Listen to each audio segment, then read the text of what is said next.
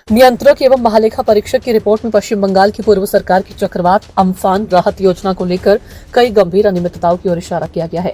Report में कहा गया कि अम्फान से हुए नुकसान के आंकलन कई मामलों में बढ़ा चढ़ाकर पेश किया गया। साथ ही राहत वितरण में गड़बड़ियां, लाभार्थियों की सूची में दोहराव और भुगतान प्रक्रिया में खामियां भी सामने आई। Principal accountant general Manish Kumar ने कहा कि कैग ने राज्य सरकार को अम्फान राहत व्यवस्था में सुधार के लिए 6 प्रमुख सिफारिशें दी हैं।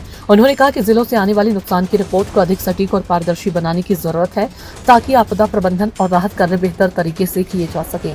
कैग ने क्या क्या सिफारिशें की है?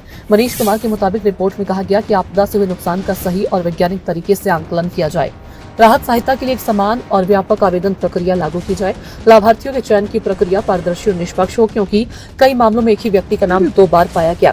राहत राशि जारी करने से पहले संबंधित अधिकारियों द्वारा रिकॉर्ड की अनिवार्य जांच की जाए। राहत सामग्री के भंडारण और वितरण की निगरानी व्यवस्था को मजबूत किया जाए। जिन मामलों में अनियमित या संदिग्ध भुगतान हुआ है, उनकी जांच कर दोषियों के खिलाफ भी कार्रवाई की जाए। उन्होंने बताया कि राज्य सरकार ने दावा किया कि उसने इन व्यवस्थाओं को मजबूत किया है, लेकिन कैग केवल सरकारी दावे पर भरोसा नहीं करेगा। ऑडिट टीम मौके पर जाकर जांच करेगी कि वास्तव में सुधार लागू किए गए हैं या नहीं। इसके बाद सरकार की ओर से भेजी गई कार्रवाई रिपोर्ट का भी सत्यापन किया जाएगा। मनीष कुमार ने बताया कि रिपोर्ट में आवास, कृषि, मत्स्य पालन, पशुपालन और पेयजल जैसे विभिन्न क्षेत्रों में नुकसान के आंकलन की समीक्षा की गई।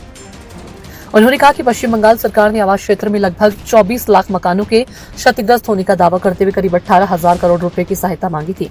हालांकि केंद्र सरकार की जांच टीम को पक्के मकानों को बड़े पैमाने पर नुकसान के पर्याप्त सबूत नहीं मिले। इसके बाद नुकसान के आंकलन में कमी की गई है। कैग के अनुसार पश्चिम बंगाल सरकार ने राष्ट्रीय आपदा प्रतिक्रिया कोष से 35,018 करोड़ रुपए की सहायता की मांग की थी, लेकिन केंद्र सरकार की जांच और मूल्यांकन के बाद एनडीआरएफ ने केवल 2707 करोड़ रुपए की सहायता की सिफारिश की है। मनीष कुमार ने कहा कि कैग का उद्देश्य केवल कमियां बताना नहीं, बल्कि ये सुनिश्चित करना भी है कि सरकार उन कमियों को दूर करे। इसलिए राज्य सरकार से कार्रवाई रिपोर्ट मांगी गई है और उसके बाद ऑडिट टीम फील्ड में जाकर ये जांच करेगी कि सिफारिशों को वास्तव में लागू किया गया है या नहीं। उन्होंने कहा कि सरकारी जवाबदेही की प्रक्रिया है, जिससे सुनिश्चित होता है कि राहत राशि सही लोगों तक पहुंचे और सरकारी धन का सही उपयोग भी हो।